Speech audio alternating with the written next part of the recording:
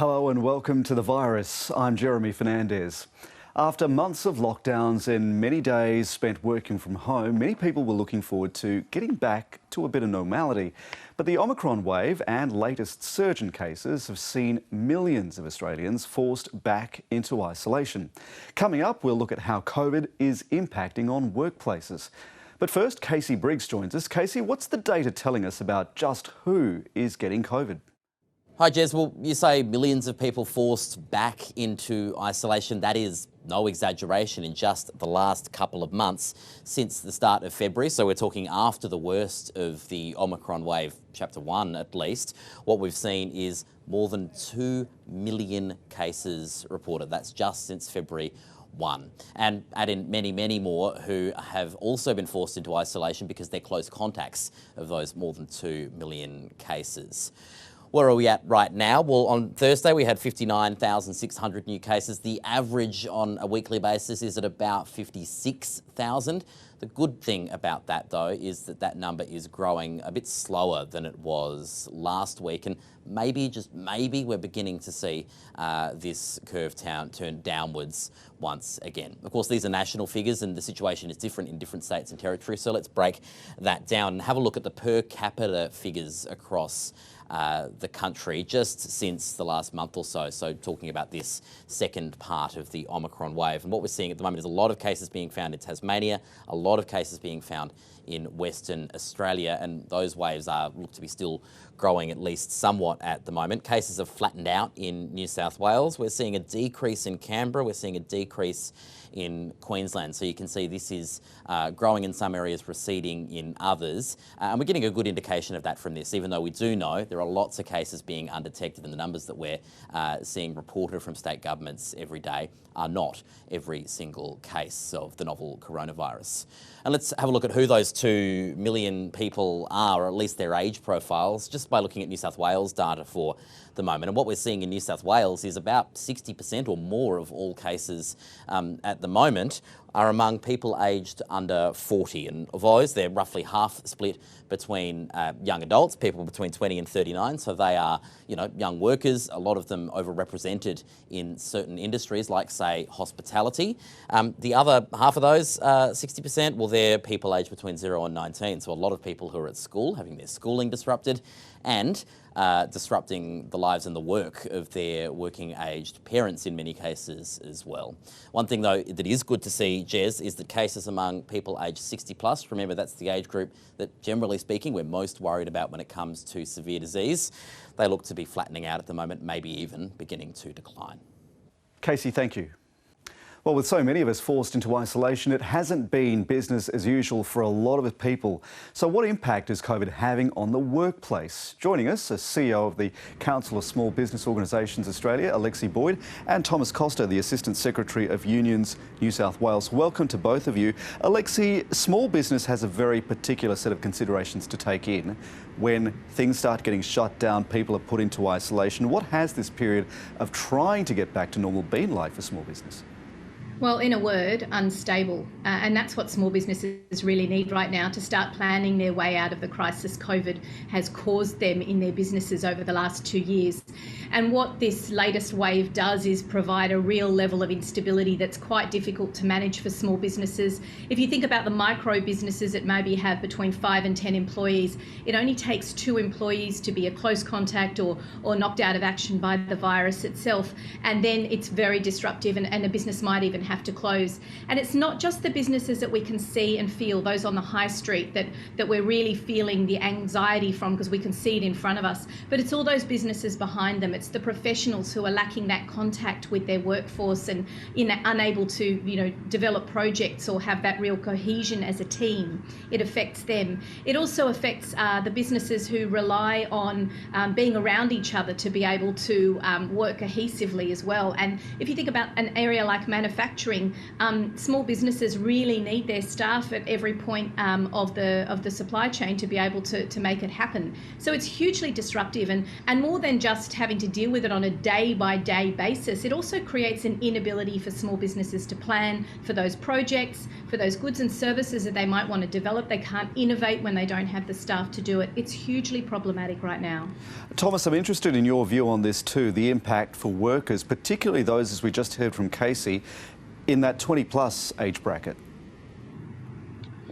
Yeah, very similar to what Casey said. It is a very uncertain environment now for workers, and particularly those workers who may be particularly vulnerable to coronavirus, people who are immunosuppressed or older. But for young workers in particular, their employment conditions, generally they're casual workers, makes them particularly vulnerable to if they have to isolate or quarantine because they don't have sick leave or paid sick leave. And so we are concerned that as young workers start to catch the virus and are forced to isolate, that many of them will be pushed into financially insecure situations, which will have a flow-on effect into our economy, but also may lead some workers to be a little bit more careless about their health and come to work when otherwise they should be isolating. So, Alexi, let's pick up on that point of isolation. Where do you stand on just how strict those isolation rules should be for workers? We need to be guided by the health advice. We need to trust that the science is telling us what the best thing is for the community as a whole. And unfortunately, small businesses and their employees almost have to just be guided by that. You know, the best case situation is to try and minimise the number of days that someone is absent from work if they're a close contact, for example, if they're asymptomatic and they're not positive. But of course, we also need to make sure we keep this virus under control so that the community isn't affected, because you know, a larger impact on the community means for small businesses a larger impact on their bottom line and the interaction that they have with their customers and their workers. So essentially we need to make sure that the science is guiding us in these principles of how to move forward, but that doesn't alleviate the frustration, the stress, the anxiety. And what we're seeing a lot is small businesses are working more in their own businesses. They're working 70 or 80 hours instead of having access to those workers. So it means that the stress levels are really going up, and a lot of small businesses who have business owners who have viable, strong businesses are just walking away because it's all becoming too difficult. Alexi, Victoria's trialling this program to offer sick and carers leave to casuals and contract workers at the minimum wage. This is going to apply to certain sectors: hospitality, retail, aged care, disability care. Your thoughts on that and the burden to business? Sure, and this is a pilot program. I think it's really important that the government continues to speak to industry about this and keep them involved in the process. We're really interested to see how the pilot program rolls out, what the effect will be, and of course we want to make sure that there's no irresponsibility going on with employees and employers to make sure that if this is being monitored, we want to check that that doesn't happen either. So I think there's a lot of moving parts with that particular piece of legislation, and we're looking forward to working with the government to make sure that it's effective as a pilot if it continues at all. Thomas, your thoughts on that pilot program?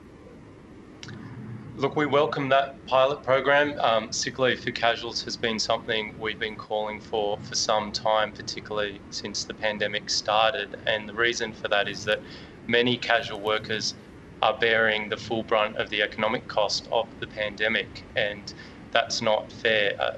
But also those workers that have paid sick leave are now having to access even more of that leave than they otherwise would have prior to the pandemic at their own personal expense. So we do see this as beneficial because it will lead to workers accessing sick leave who otherwise would feel pressured financially to attend work when they're unwell, when they've been exposed and may expose others of their colleagues. So we think it's a good thing.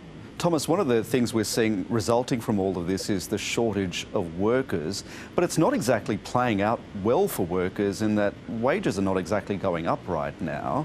How do you see this kind of moving on from here, particularly through the election campaign and beyond?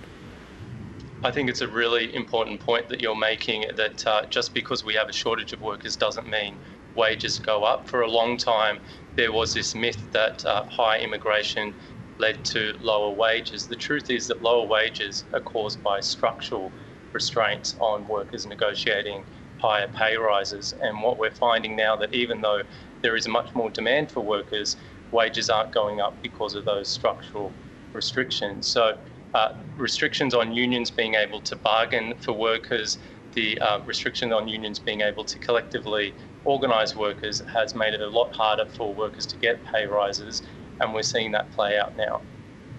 Thomas Costa, Alexi Boyd, thank you both. Thanks, Jeremy.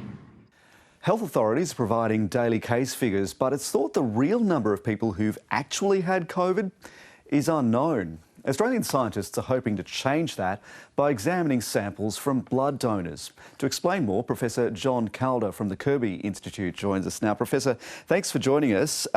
Do you have a sense of how big the true number of infections is likely to be? Well, when you think about the true number, there's the true number that occurred cumulatively since the start of the pandemic, which is going to be very difficult to figure out. But what we're more likely to be able to figure out is the number that occurred recently enough so that people who had the infection still show antibodies in their blood. And that number is certainly going to be higher than the number of cases that we've actually recorded. How much higher? Well, I guess that's the big question, isn't it, Jeremy? The speculation ranges from a couple of fold higher to 3 or 4 times higher, but we are actually trying to figure that out by doing this work. What is the point of figuring this out? I mean, the samples are going to be taken from, retrospectively, so we work out what the numbers were in the past. What does that mean for the future? Well, for one thing, we don't go too far back in the past. It's the recent past, and it's a couple of things. One is to get some insight into what are the true numbers of infections that have been in recent times. In other words, what's the ratio of what we actually saw to what was truly out there? That gives us some insight into the future in terms of health planning for what we need to do about future waves of the pandemic. It's also particularly important to get a sense of how much immunity there is in the community when we're thinking about different decisions about what vaccine protocols to roll out next and which particular population groups need to be offered the next rounds of vaccines. How will the research team collect this data? Yeah, it's a large research team. It's researchers from our institute, the Kirby Institute, the National Centre for Immunisation Research and Surveillance, Lifeblood and the Victorian Infectious Disease Reference Laboratory.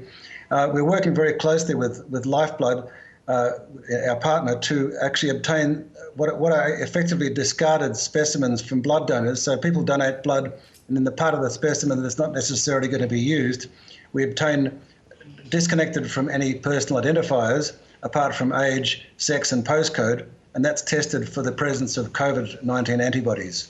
How representative are those samples likely to be of the broader population, considering it's only a small percentage of the population that does give blood? That's absolutely right, and there is a trade-off here.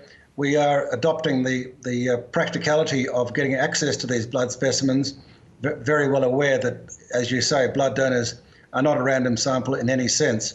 However, we think that general patterns in the blood donors, for example, different age group patterns, will be broadly reflective of age group patterns in the population.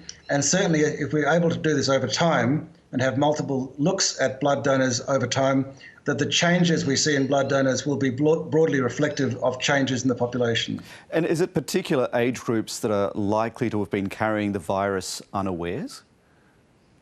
Well, there's certainly, I think, pretty well-informed hypotheses that younger people are both more likely to be exposed, but also less likely to have symptoms, and therefore that is the group in which we would expect a higher ratio of undetected virus to detected cases. I have this discussion with friends and family all the time about, someone feeling slightly unwell and wondering if they've had COVID without realising it. Is there a way to find out if you've had COVID, if you're just a civilian in the community like me, if you've had COVID and not realised it? You mean by getting an antibody test to show the mark? How easy is that to do? Well, it's just to a large extent it'll depend on how resourceful you are. It's not something which is routinely ordered for any clinical purposes, but the tests are out there and being used, and there are ways to get access. But I guess the question is really what benefit it is to the individual, and it's really very important from a public health perspective, but really doesn't do much for the individual. All right, Professor John Calder, thanks so much for joining us. Thanks, Jeremy. Professor John Calder there from the Kirby Institute at the University of New South Wales. That is the show for this week. Thanks for your company. Bye for now.